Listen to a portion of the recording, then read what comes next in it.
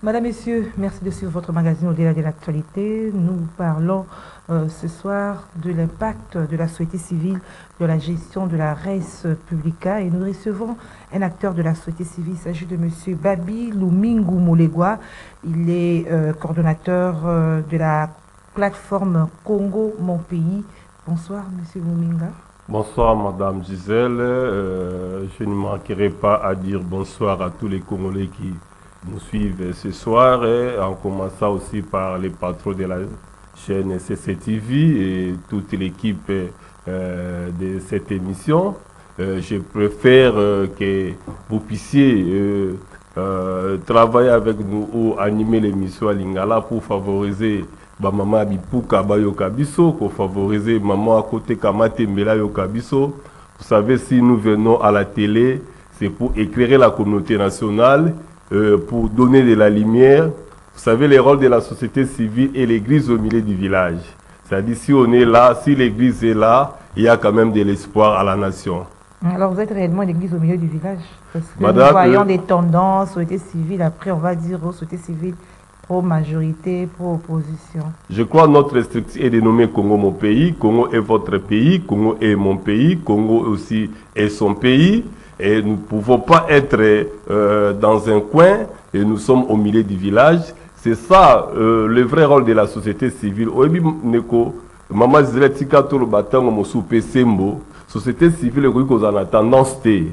Société civile babengi yango force vive de la nation. Les lots bateau mingi bae kat salingoma société civile to bae ko politiser société civile pour na ko nyokolo lisusu ekolo oyebi société civile ali boto mboka mingi to ko kende soki société civile a telemi à lobby ata ko bakambia ekolo ba kolenga parce que société civile a na couleur ya mototé soko moni moto ina akolo ba kombo ya société civile na simazana étiquette ya parti politique boko zoyer boyi politique. Mais tout le monde yango mokonzi monene ya parti monene na Congo bataka na société civile pour tout temps ba kombote. Oui, moi ya komana ministre na ba konzi ya. Oui, madame. Institution mususu. Et sengel ba kongomani ba yeba moto azali moto soka miyebi.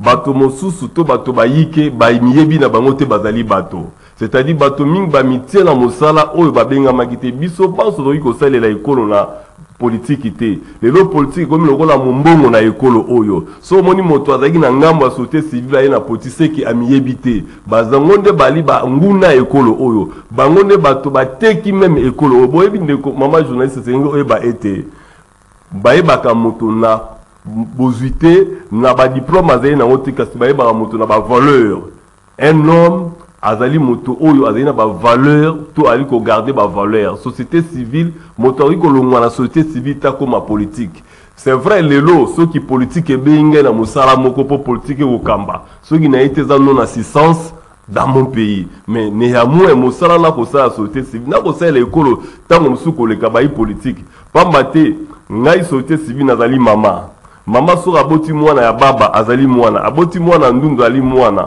lelo na koyiko yamba ba ingambo ya opposition na koyiko yamba ba ingambo ya majorité baso bazali bana na kobomba bango ponga na meki bango 9 mwana libumu mais kozwa ngambo moko na longoli bo mama na ngai soki na bina ina bana basato to bana mibale moko azali ndundu moko azali baba na boy oya baba na lingia ndundu ndenge to monaki mama o na bible mama ya Jacob na Esau. Et alingaki mingi Jacob poale azalaki na poso kitoko ayinaki mwana Esau oyo azalaki mwana bilaka to alaki bokolo wana ezali subo mama te mama abwaka ka mwana te aboyaka mwana te soko moni moto na tongo ayi moto société civile na poko akomi moto moyi politique o balobaka bakino bakayebela c'est-à-dire ayaki nde koluka tango mosusu kosala kombo na société civile pour mingi lelo bakoluka kombo na société civile.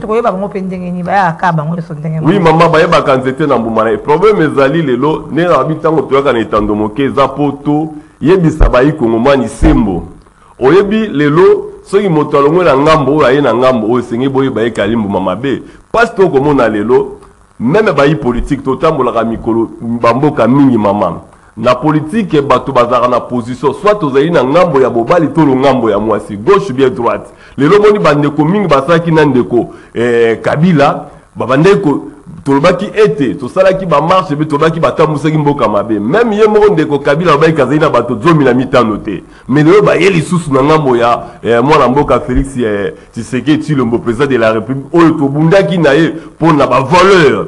C'est-à-dire, il faut comprendre que ces gens n'ont pas la position. Tant qu'on va connaître pas ya peuple faut sanctionner bango. Pas mater baza la position te. Moto baye bakaye aza na position. Ata la mangomba, tu dis ete so zaina lingomba ba misilima oriko kumisa Yesu Masiya te.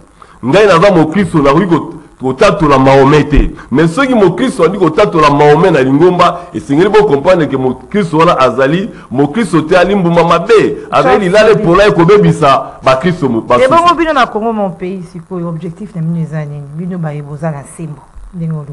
Oui, maman journaliste et singeli tu es Congo man Congo mon pays et kobanda d'abord na préambule na biso ya statut na biso tolobi Congo ezali bien commun na biso banso et singeli biso banso toluka kotombwa mala yango oyebi chaîne oyo na yebi ezali ya ndeko Jean-Pierre Bemba et ngai pe nazali na misala na ngai privé oyo ezali ya ngai moko et je crois et lamba oyo lati ezali ya yo biko simbe ezali ya yo veste na lati ezali ya ngai mais Congo ezali ya biso banso c'est-à-dire eloko ko s'exceptionnel Congo Congo esengeli tolinga yango toluka bolamo nango biso banso po ezali bien commun na biso yango biso bayi kongomani manso oyo ezali po na ntombo ya Congo tokolanda yango pe tosalaka yango mais oyo nyonso yali kobundisa Congo konyokola yango même ntango towana etumba awa nous avons imposé les gens na soutien indéfectible ya force armée ozala moto ya opposition ozala moto ya majorité sengeli o soutenir FARDC.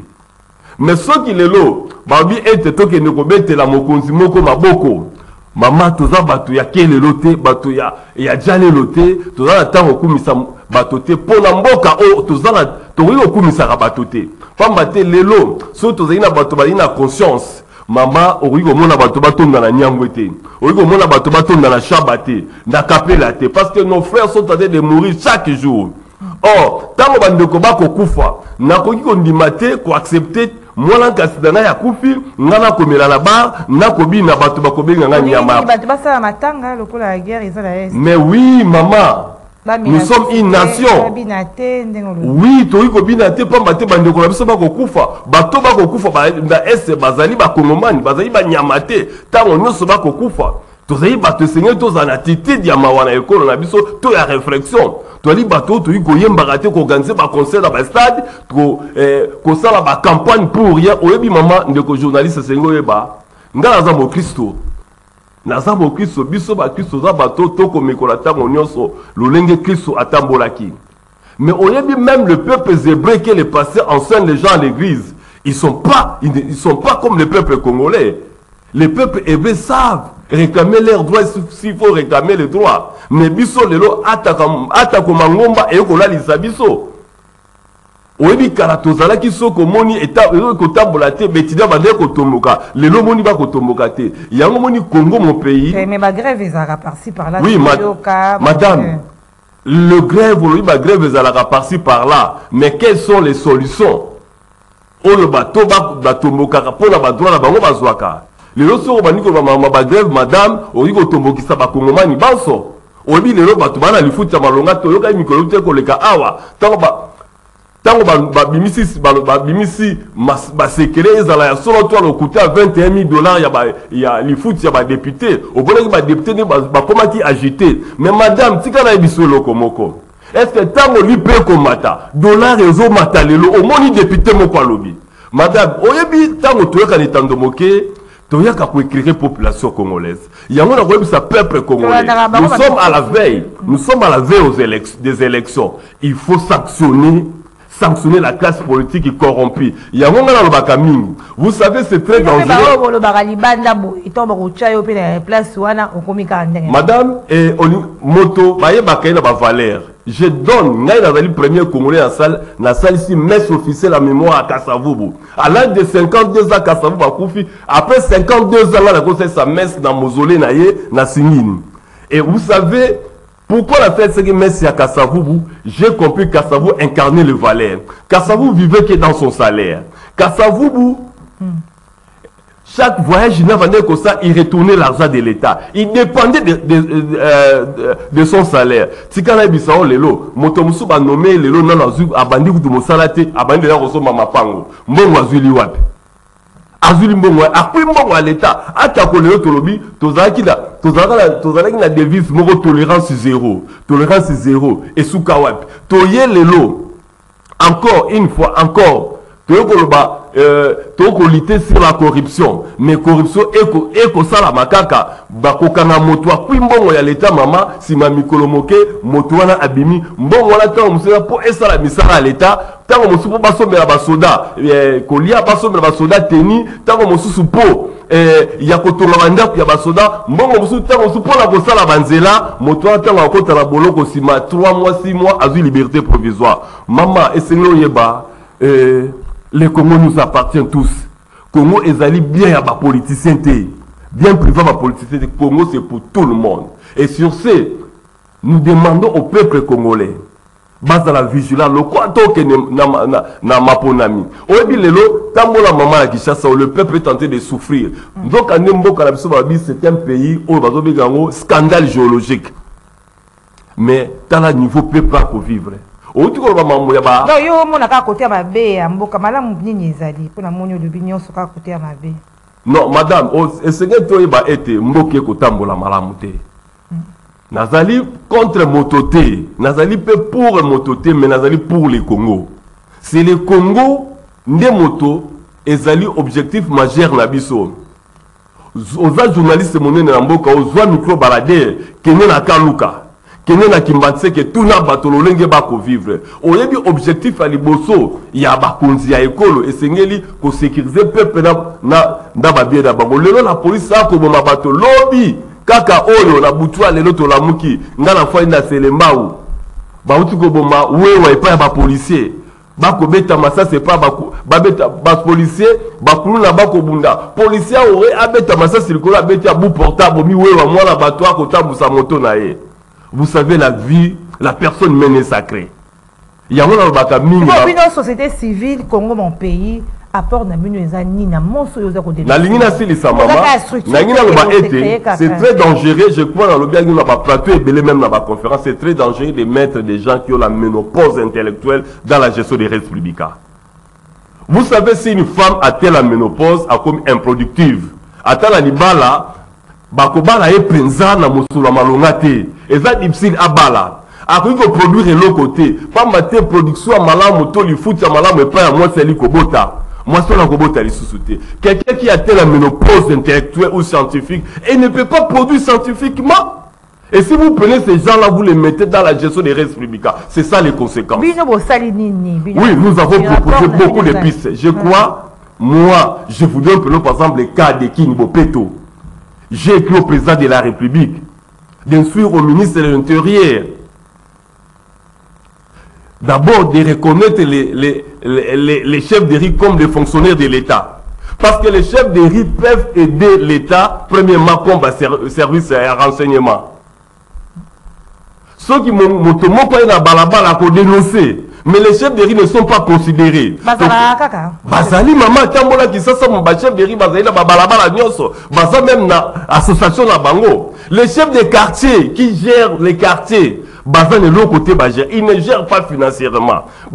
Marché pirate bandé ko gérer. Baboto na bango et pas il y a gouverneur et ba pesa baba bourgmestre. Bazala ba prime institutionnel prime ya hôtel de ville. Bazwa kango li sous-souté. Bazali na ba prime ya présidence bazwa kango li sous-souté. Madame, comment bateau ba ministre ba député bazala ba prime belé mais ba chef de quartier ba entité décentralisée et bango ne ba gérer biso po bango bazala na biso à tout moment. Les vrais collaborateurs même du chef d'État ce sont les chefs de quartier et les chefs de riz. Mais les chefs de riz maman les chefs de riz comment les grands sorciers dans nos communes. Dans nos quartiers. Je vous dis, même si l'insécurité dans cette ville, moi j'ai proposé, j'ai écrit au gouverneur de la ville, j'ai écrit au président de l'Assemblée provinciale, j'ai écrit même au président de la République. Nalba qui était président de la République, chef de riz locaux là, agent à l'État. comme ça genre il y a service à renseignement. Ceux qui montent moko na balabala chef de riz a la facilité pour contrôler balabala du moins chaque jour. Somme au lalis moto aye na ndako na yo. Allez na ndako no sans chef de riz ayeba amende. Au moment la même coulou négocie là parce que coulou les ala qui chasse au monde na mutafwa dans la makala yeko sala coulou na selembao. Afin de la banda qui au sala coulou na ngalema. Mais pourquoi? Parce que les chefs de riz bazan la contrôle il y a balabala. Mais na qui ça tozaïda ba chef de riz partout toutes les avenues madame je vous dis. Peuple congolais, Seigneur, boy, baba Congoman, tout ça, chef de rire.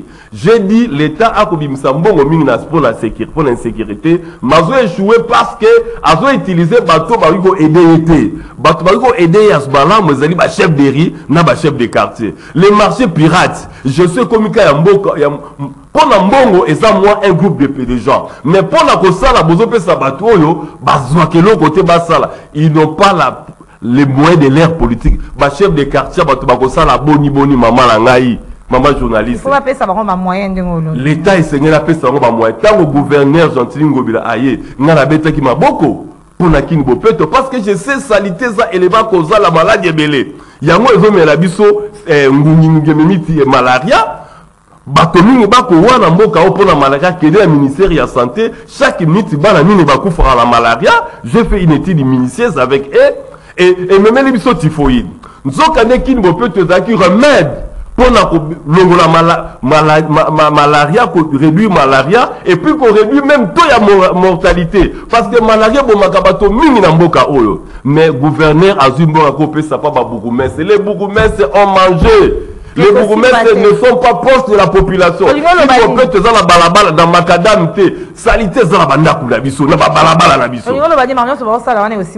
Non, madame, nalobi ata yo moko soki lelo nga bakomisika mopanzi sango malamu na compagnie bazwing mopanzi sango batie na PDG na CCTV oyo vous croyez que je vais bien travailler nayebi makambo ya médiaté moto batiaka moto na moto nesika na ye ce qui nous manque on ne met pas l'homme qu'il faut à la place qu'il faut moto azali monganga bozwie botie directeur ya cabinet ministre économie akosala boni ya on a rêvé, ici il y a ça la bacalki, même les lots, on a des problèmes dans la gestion des restes publics. La nation n'est pas bien privée d'une personne, bien d'un groupe de gens. On a bien dénoncé ça. On a des dénonciations nous sous pour la macambo Italie, ba fraude na processus électoral au bien bolubiété, na katia ba école, promoteur et école, ils ont ba centre d'enrôlement à cause de la candidature. Oui madame, vous voyez bien les conséquences il y a souffrance tozan nango ezali moko pe ezali maponami to salaki jusqu'aujourd'hui bato belé bandimakate baponaki bato wana oyebi lelo esala ngai pasi mbala liboso na moni les arrêts de la cour constitutionnelle sont abrogés bataquer cour constitutionnelle bagagner cour constitutionnelle par les individus on mi be kombo que les arrêts et les décisions de la cour constitutionnelle sont inattaquables sauf que quoi ezala mokonzi mboka akotosa yango. Mais les députés qui ont la libanda cour constitutionnelle a cédé. Maman nangai mokolowana na liakate nanda kunangai. Na salaki 2 jours ya ko kanisa loboko na litama bana ba ko tuna papa ninga bi le pays est en danger. Oyebi pour la maponami motuna uti koloba j'ai dit c'est très dangereux Seni a sala un engagement un accord avec les écoles publiques et les écoles privées agréées où ils ont des conditions viables. En contrepartie, il y a utilisé l'école ou le bureau de vote. À ce moment enseignant l'école ou comme agent non permanent. Ceux qui sont le directeur ou promoteur Azali candidat. Le bureau de vote, pour favoriser fraude. C'est pour réduire la fraude, il y a un bisoto, il y a un qui m'ont à délocaliser le centre.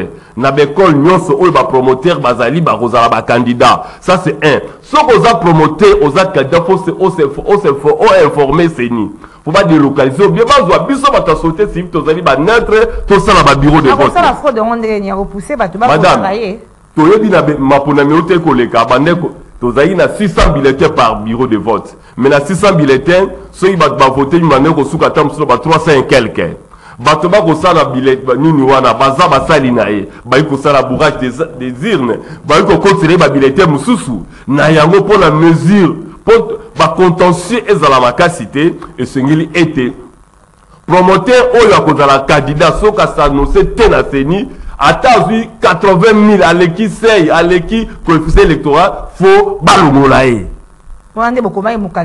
tokomelaki président Seni et puis tolobaki yango na conférence de presse pour montrer parce que notre rapport boyebi bama Congo mon pays n'est pas là pour parler le mal des gens. Congo mon pays ayaza wana pona ko aider ko zongisa ba bungi na nzela parce que Congo ezali mboka na bango okomona même tant enrôlement et bandi au début même les trois na mokanda no komona wana na ebisaki président Seni avec 30 jours, ça ne va pas aller. Et je lui ai proposé avec ça 29 jours.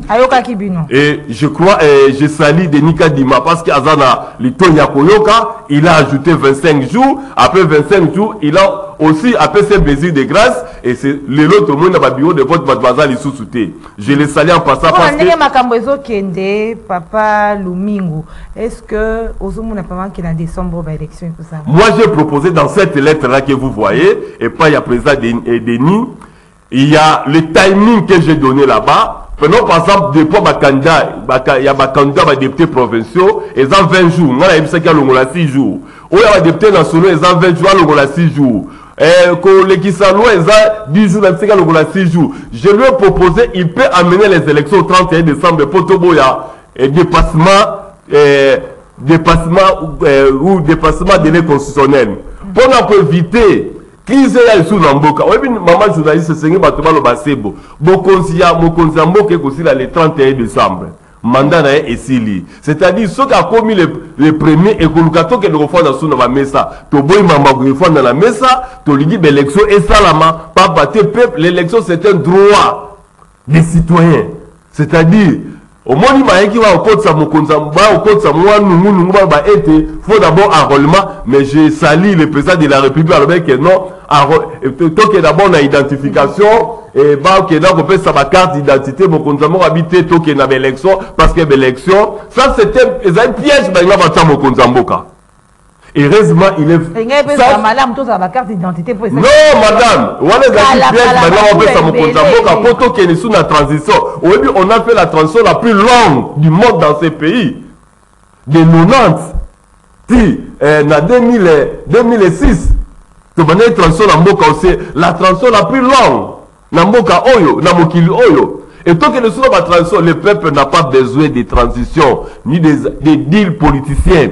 To yebi bango bazala posa basola partage ya kwa mboka eza kwa na ya bato misato to bineite. D'abord tika to ba maman journaliste, les députés sont combien? Bazaka à 500 pamba biso to za combien? Plus de 100 millions. Comment 500 personnes ka ba renyaka na mboka oyo? C'est pas normal. Sont au vu ba ministre na gouvernement baza moins de 60. C'est-à-dire, les gens... Non, madame, vous voyez qui sont là pour mon pays, Tolobi, bato baso ba okoma ba mvandouté.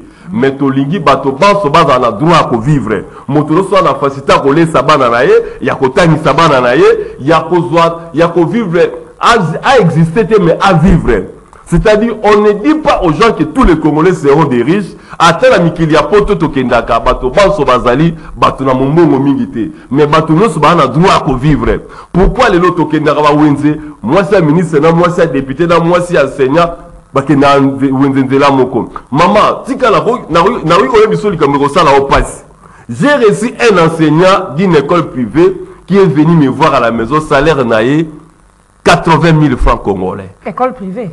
Maman 80 000 francs. Et puis ça y a ndambo. Yebisa ngai ako vivre nene. Lelo ke ko somba eloko na magasin ba ko betela auto ya 230 500 dollars. Ata ko enseignant o ba futaka 250 dollars ezali na dollar. To ezali na 16. Lelo mon na ya c'est là 300 400 000, c'est pas même ça 50 dollars.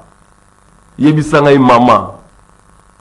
Tozokende wap sur ce temps otokoloba toye ko soigner sa mutute toye ko taquer mutute mais tozo bande sembo po bande ko ba ko kamba ba changer na to ko mela mokonza mboka lettre moko plus récent na yebise lelo to komi na obligation toza na mboka toza ministre économie ou eza une année et demie na habité sobo et bibilo ba pandisa malamu. L'économie est en train de bouger chaque jour. On n'a pas un ministre de l'économie. Le ministre des Finances, qui est mis l'économie dans la finance, et dans la charge des finances, d'abord, il est d'acquilo. Bon, c'est sous l'économie. Est-ce que ma Congomani va zater? Attends, maman journaliste, on va ministre de l'économie. Va conseiller, Bazali Pété, va conseiller. Maman, Balobi mettez l'homme qu'il faut à la place qu'il faut. Ngai le sobo be ngai nazala. Na la sali psychologie. Sobo tsena ministre il y a un PSP ou bien enseignement supérieur. Je vais bien évoluer. Mais il faut que un ministre de la justice. N'a pas échoué. N'a bien comment on a droit. Je serai novice, n'a pas bien gagné. Et sur ce, les dangers qui est dans notre pays, on met n'importe qui. Quelqu'un qui était vendeur de dindons, on le met ministre de la justice.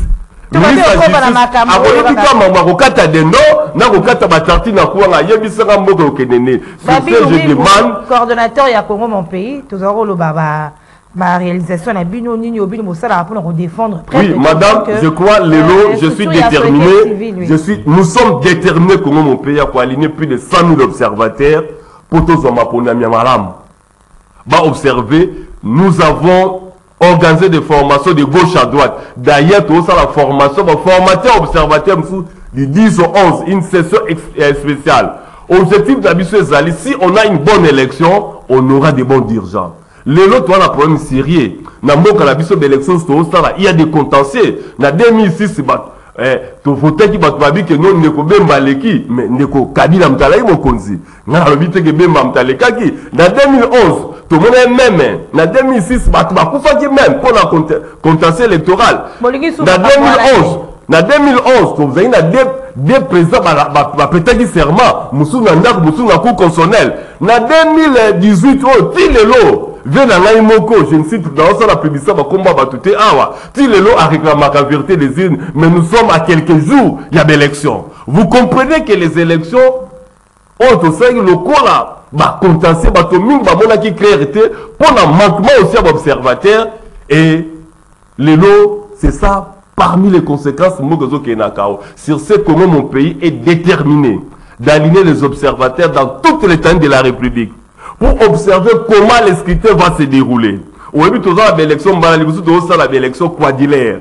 Nous avons voté président, députés nationaux, députés provinciaux, na conseiller Malamoko, conseiller communal, conseiller sectoriel. Et puis élection, cette fois-ci, même les bourgmestres, à propos on a pouvoir gouverner à Kolongolaye les sous-soutés.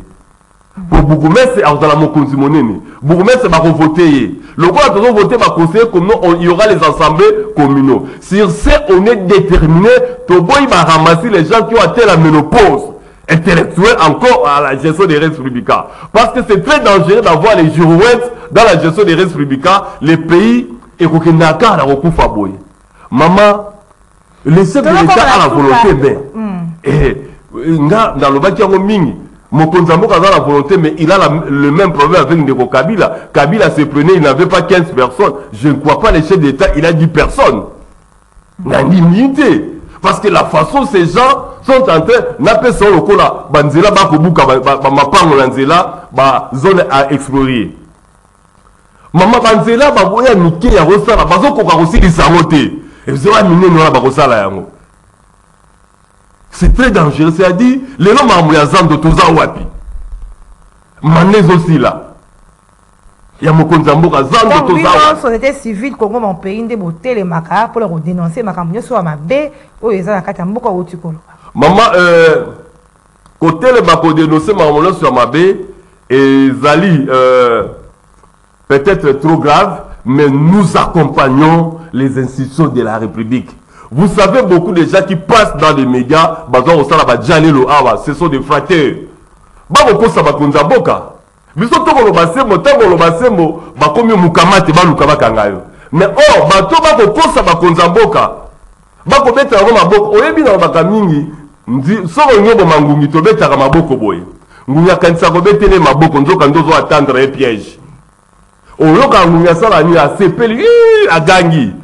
y a un peu de maboko à attendre un piège.